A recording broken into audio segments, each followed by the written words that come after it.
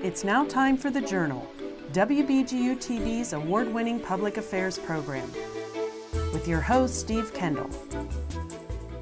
This is where your community matters. Local people, local issues.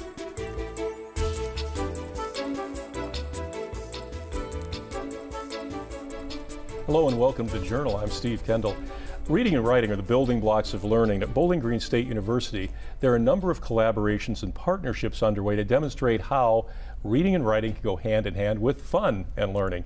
One of the events is Literacy in the Park. That will happen May 4th at BGSU, and it features children's author and illustrator Lindsay Ward. We'll be talking with her and some of the students involved in some of the projects she's been involved with later on in the program. But right now we're going to talk with some BGSU faculty and staff involved in some of the coursework that makes literacy and reading and writing fun and enjoyable and enriches students and children. And with me I have Elizabeth Szymanski from the Department of English at Bowling Green State University, Joe Prince from the University Libraries, and also Amanda Resnick from the Department of English as well. Coursework, it's a collaboration. We've got people from the writing programs, Department of English. We also have Joe here from the University Library. So talk a little bit about the coursework and the core of that and how that feeds into this literacy and writing and reading project that we're talking about. Okay, so English 3420 is a literature course designed for inclusive early childhood education and intervention specialist majors to study contemporary children's literature for pre-K through third graders. We look at a variety of genres. We look at fiction, historical fiction, realistic fiction, fantasy fiction, nonfiction texts. We look at poetry, traditional literature, and we look at the various forms of children's literature. So we explore early readers, transitional readers, illustrated chapter books, graphic works, graphic novels, and then of course the big one, picture books. Like other literature courses, we examine the ways in which elements of literature and literary devices help shape story and the responses that readers have to the story. Yeah.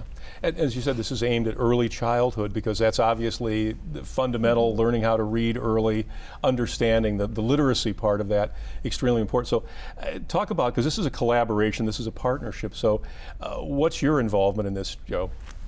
So my background is in school librarianship, and so when I came to the university I had 10 years experience of being a school librarian, and Elizabeth had scheduled a class into the library, and after doing a guest lecture she and I sat down and talked about how we could deepen the collaboration between the collection in the Curriculum Resource Center and the coursework in the library, or in the English 3420.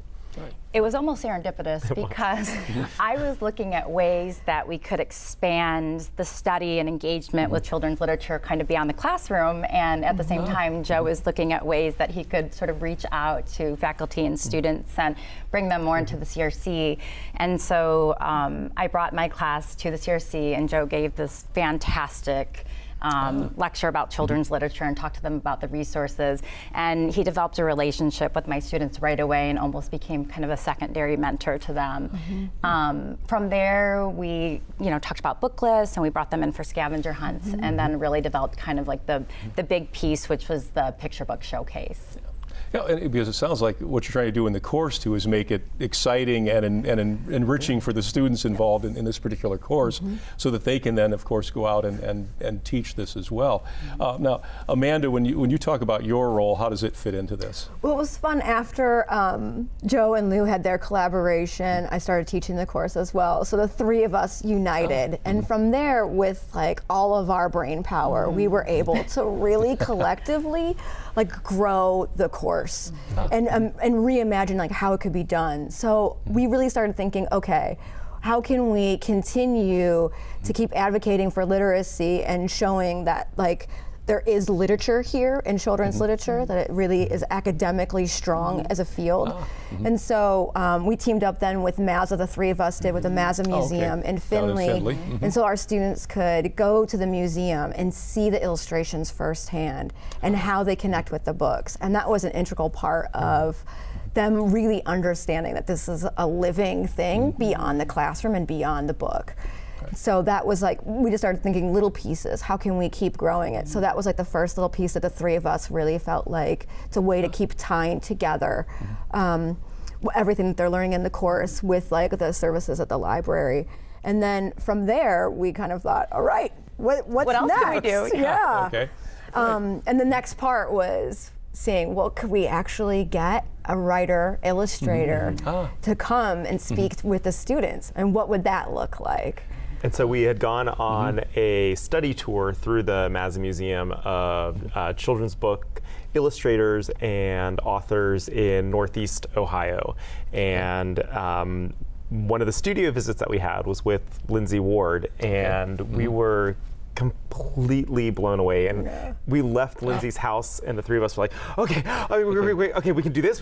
And for the entire bus ride, for the rest of the day, all we talked about was how are we going to get this merged with what we're already doing. And then we're also always thinking of a further trajectory of the class and how to make it better and more germane to. Now, originally when this course was taught, I mean, must have been fairly basic, fairly typical college presentation kind of thing. So you've really moved it into a way that engages everyone, and it reaches out beyond the university. That obviously is where you want to go farther. Are there things you want to add to it now that you haven't done yet that you're looking for the future on, or not? Well, that's in the works. So the big piece is that in visiting the CRC and going to Mazza and having Lindsay Ward come and visit and talk to students about her creative processes, we wanted our students to participate in the writing and illustration of children's picture books. So rather than have kind of a cumulative final at the end where we evaluate students on their knowledge of the literary elements and devices and artistic elements, students take what they learn about, story arc and characterization and theme and the artistic and visual elements, and they write and illustrate their own stories with those in mind. So they actually apply that as opposed to just saying, here are the elements, here's how you do this. They actually did it. Yes, and then at the end of the day, they have this living, breathing book that they've created, and we wanted them to have the opportunity to showcase it and share it with the community, with their peers and their professors and their family and children in their life. So we developed a showcase that the first year took place in the Curriculum Resource Center in the library, and then we're growing it. We're growing it significantly. So we had it in an atrium, and then this semester we are actually going to showcase their work at Literacy in the Park, which is a free event to the public, and it's on May the 4th of the Perry Field House. Perry Field House. 10 to 2. Yeah, 10 to 2. Yeah. Now, it's interesting because I guess I'll ask this because some people are good at certain things. Can everybody write and illustrate well or not? I mean, there is some. I mean, I know that if I had to illustrate, it would not be a good-looking situation. And we talk a lot about that in our classes. So different artistic elements that students can use. Okay. So thinking about early readers, a lot of the illustrations are based around shape. So most of us can draw a circle and a square, right, and some rectangles, and come up with a character that's more aligns more with early readers. And so we talk about what type of text they want to create can drive the illustrations and perhaps our artistic abilities and talents, our gifts.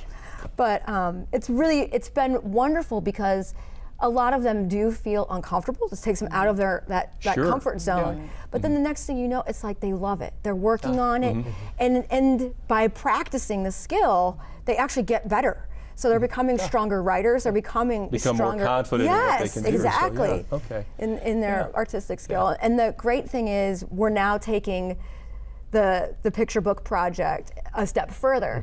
So as part of their project, we're asking them now to connect with a community partner and to interview them about an issue within the community. So this could be an environmental issue, it could be food insecurity, and now we're asking them, can you take this information and create a picture book that's really driven from like social justice matters and really trying to strengthen our community and bring awareness. Yeah, okay, And it's good. been really awesome. Yeah, okay, well, Joe, we're going to lose you for the next segment, but Amanda, and we're going to keep you guys, and we're going to be joined by Lindsay Ward for the next segment to talk about her role in this and some of the things you've been doing. So thank you so much for being on. We'll be back in just a moment. We'll be talking about literacy in the park, but we're also going to be talking more about literacy, engagement, and outreach. So we'll be back in just a moment here on WBGU-TV. Thanks for staying with us here on The Journal. We're talking about literacy in the park. It's an event that takes place Saturday, May 4th at the Perry Fieldhouse at BGSU between 10 and 2. But along with that event, there's a lot of other collaborations and partnerships building up to that. And we're joined for this segment by Lindsay Ward, the featured artist and illustrator and author for Literacy in the Park. But Lindsay, you've been here doing things at the university. It's not just about literacy in the park. Talk about how you got involved and some of the things you've been doing over the past few months here at the university. Well, I would say this all kind of started with the Mazza trip when Amanda, Joe, and Lou came to my home, and my studio was a part of a tour for other authors and illustrators in the Northeast Ohio area, and they were so lovely and so enthusiastic about children's literature, and of course that's what I've done for the last 10 years. So meeting other people that are enthusiastic about spreading literacy and really promoting it is always really welcoming. And then they invited me to come here and present to their students and talk to them about my process and working as an author and illustrator. And then it kind of took off from there, and then I was invited to do Literacy in the Park, which I'm thrilled to be a part of in May. So. And you were here for a series of workshops in the fall of this year, so and that involves students and of course faculty, staff, that sort of thing. What was the idea behind that? The idea of bringing her in and seeing your process in basically in real time, I guess, explaining how you do it. Yeah. So, as I had said, we study various genres and forms of children's literature, the dominant one being picture books. Right. And so we look at a variety of different picture books, and we talk about really the complexity and sophistication that goes into writing and illustrating picture books. But we can tell them that, and we can study prolific authors and illustrators and talk about these visual elements. But I think hearing it from the authors and illustrators themselves is so powerful, and also getting them to think about if they are engaged, with an author illustrator, how one day they might share that experience with their students. So we really wanted to give them that experience and hear about the process, how you create a character and how you give that character a voice and the important stories that that character has to tell. And then depending on the story that the character has to tell, what art, what media do you use, what kind of choices do you make that are really going to impact the reading experience that students have and make them want to read themselves and kind of imagine and create themselves. Yeah. Now, Lindsay, when you sit down, how do you come up with an idea? Because that's got to be, for most people, that would be the most difficult part. Would be, what am I going to write about? Where am I going to start with this? And that's part of the talent that you have. But talk about, where does that come from? How do you come up with concepts and ideas like that? It's usually always, I don't write about anything that's not firsthand experience. I'm very much a firm believer in the cliche of write what you know, because it works for me. Okay. And I don't really think it's a cliche, to be honest, because I think that's how we inform our experiences with the world, is my own encounter. So, take Dexter, for example. Don't forget, Dexter is based off of when I was pregnant with my first son.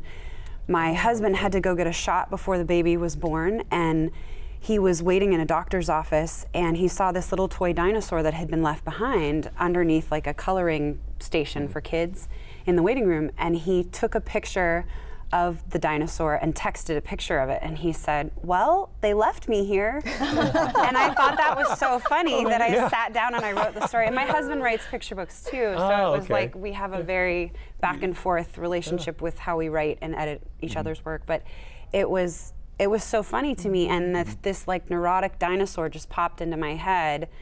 And now it's when I write him, it's almost like I'm not really writing, it's Dexter taking over. And I think being a professional writer is probably the only job where it's okay to hear voices in your head. Hearing voices. Well, but it's interesting because most of us would look at that and go, "Oh, somebody left their little toy dinosaur there and never go beyond that.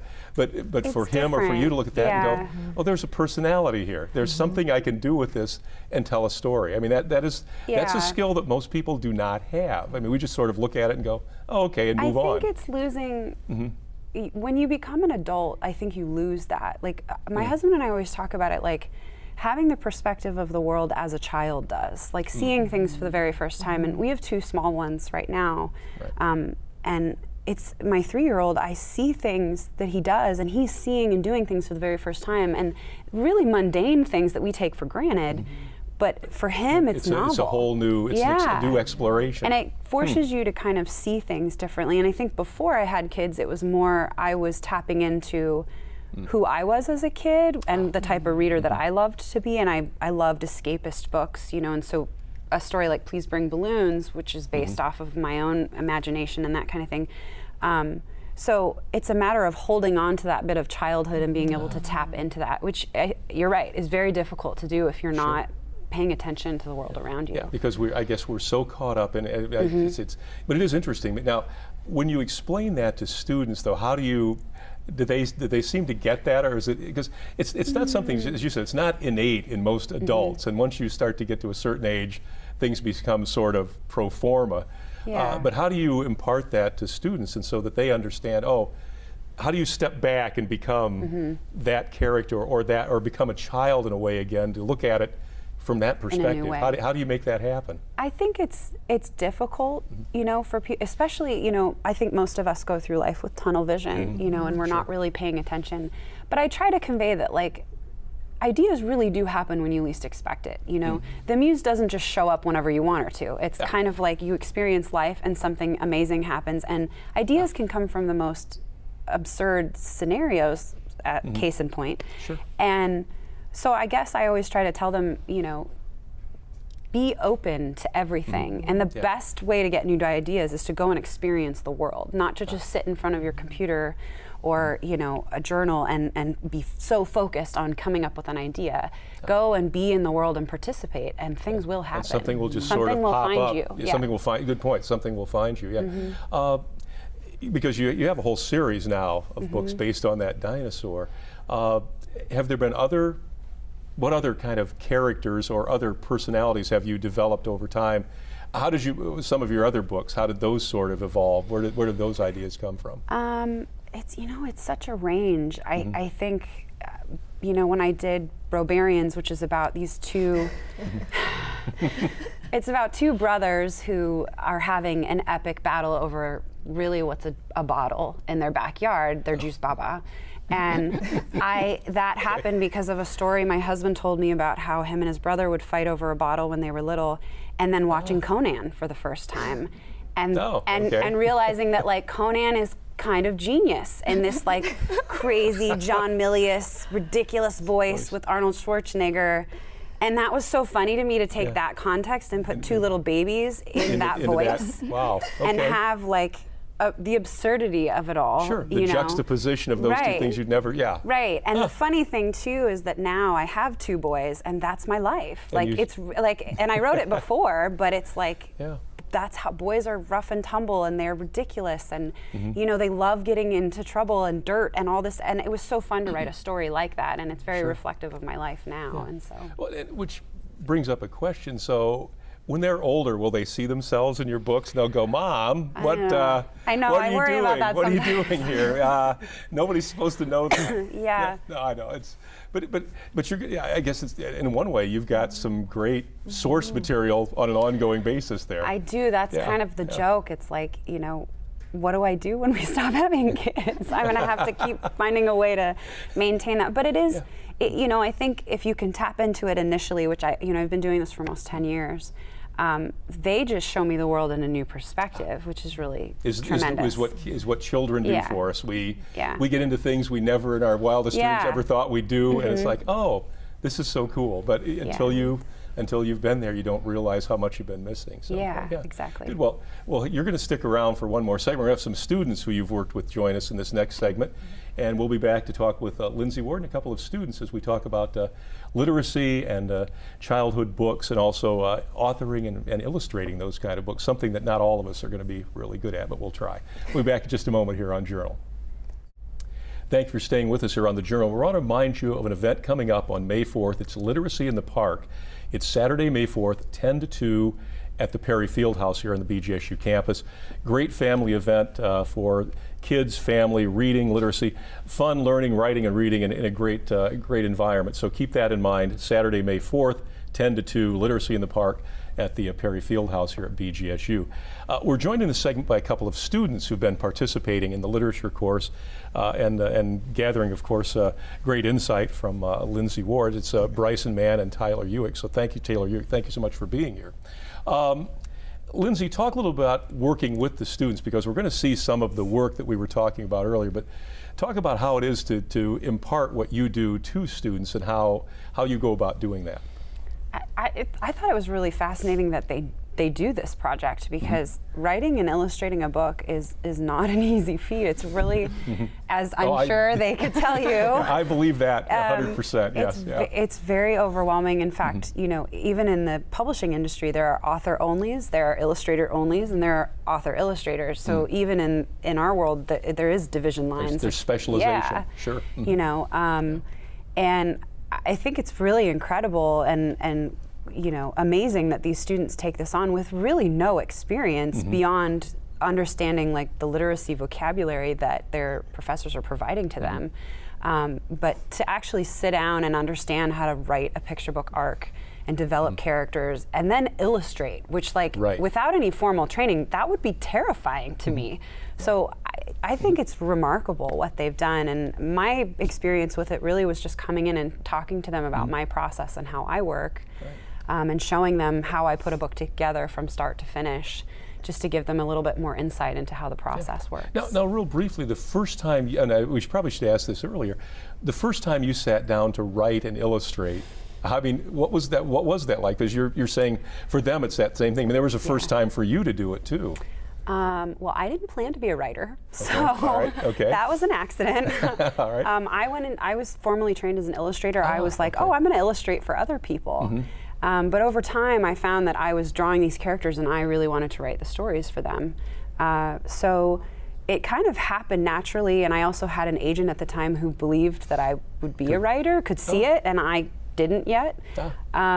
So I think it kind of happened organically and by accident, and when I was ready to take that on, and I loved reading, that was, you know, so I had the kind of the knowledge to go into it, like what makes a good story, which I think is probably why they're able to take this on in this class, is because they're provided with that base of what makes a good picture book before they sit down and make their own. Okay. Well, Bryson, let's take a look at your book, and you can kind of hold it up here, and we'll see if we can. We'll make the director go nuts trying to find a way to take a look at this. But talk a little about the concept and what you did here. So, kind of going back to what, you know, wrapping it up with like Lindsay was saying when she came back and kind of helped us with making it, is I was really overwhelmed in like trying to write the process of, okay, I know what, you know, I want it to be about throughout class, but like I don't know how I'm gonna, you know, illustrate this book to portray it through pictures. So it was kind of just a process, sitting down, just writing it. But my favorite spread I did was this one here. I'm impressed so far. Just the first few pages. And yeah, okay. This one took me quite a bit of time, but it sets the tone in my opinion. It just it's a cat that, you know. And the cat's name is Jeffrey. Jeffrey. Yep. Okay. All right. So it starts out in a big city. He's kind of like a scrapper cat. Okay. And then he gets caught by animal control while trying to steal the biggest supply of cat food ever. Okay. So then he gets put into like animal control, and then some like loving family comes and adopts him, and then loves him and like teaches him how to be like a proper cat, and then he falls in love with the youngest one, Luke. Okay. And they grow to love each other. Nice. So yeah, so this is your first. Yep. Wow, that is incredibly impressive. Taylor, let's take a look at what you've done here too, because we've got about 2.5, 3 minutes. But let's talk a little about so a pumpkin's purpose. Yes. Well, we all know what a pumpkin's purpose is. There are two: pie and jack-o'-lanterns. Yes. Okay, so well, we look at some that was other easy. ones. Yeah. Okay. I wanted to look at diversity in a different way that no one's really talked about it yet, and it was fall. And then Lindsay, I went to her workshop, and she said, like write what you know. And at that time I was thinking about how I wasn't going to be home to like go to the pumpkin patch with my family. And so kind of combining all these ideas, I came up with this story. So let's get my spread. So there's their like little family. Just kind of tilt that up a little. Yeah, there you go. There you go. Great. Yeah, that way they can. Yeah, there. And the main character is Layton, and she just loves everything about fall and pumpkins, and just how every pumpkin has a different purpose. So this is my favorite spread that I did in my book. But yeah, I tried to do cut paper like Lindsay. I was very inspired, but we ended up with colored pencils, which worked out a lot better. Yeah. But yeah. And I mean, did you ever think you'd be illustrating? Or would you go in writing or illustrating? What did you think your strength was? Probably writing. Writing, yeah. Because I would think, I mean, they're both difficult, but I would think illustrating, as we talked about earlier, everybody gets to see there. I mean, the words you can make the words work, but pictures you're out in front of it that way. So yeah, I mean, have you done something? Have either one of you done something since then, or is this your only other project? No, right I now? think I might be one and done. One and done? Oh, okay. Well, okay. It was a lot of. It was a very time-consuming process, and I envy you for doing it for your Now, life. what about you? Do you think this is where you want to? I thought it was really enjoyable. I came up with a couple other ideas, but just the time. I mean, even Lindsay talks about how it's hard to find time to write books, and being in college is not the right time. Now, when you look at do you do other writing as well? Because we've got just about 30 seconds here. Is there other writing that you do that this would probably, No. No? Okay. No. This was just sort of a see what it was like kind of try. Yeah, pretty and see. much. Well, you're pretty good at it. Well, I don't thank know. you. Maybe you should deal with it. And the same thing with you, Taylor. I was in newspaper in high school, so I wrote a lot in high school, but not a children's book. Okay, guys, it's one of those things I think a lot of us look at and go, well, that's got to be very easy until you think about what it's like, and then you realize it's requires a lot of talent and a lot of thought and a lot of work. So I admire what you've done here, and Lindsay, thank you so much. You're going to be doing some things here on campus, and then of course you're the featured person for Literacy in the Park.